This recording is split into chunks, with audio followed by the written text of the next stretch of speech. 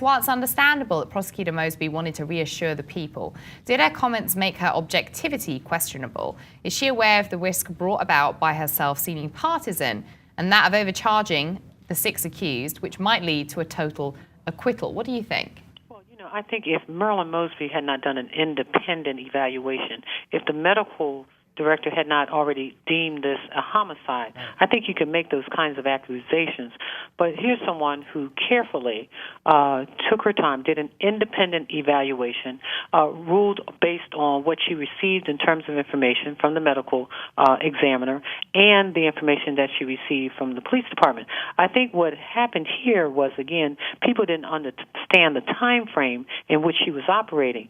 She didn't sit back and wait for the police department's investigation. She ordered an independent investigation. I think that what Marilyn Mosby has done is set the bar in terms of how these investigations ought to take place in the first place.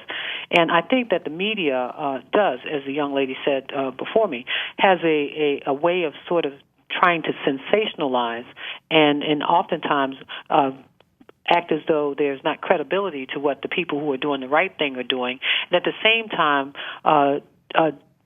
making the people who are out in the streets victims or acting as though they're doing criminal behavior when it is their right to protest in America. And then the thing that really bothered me the most about the media coverage was the fact that when there was a curfew, they would stand in the middle of the street with the lights on.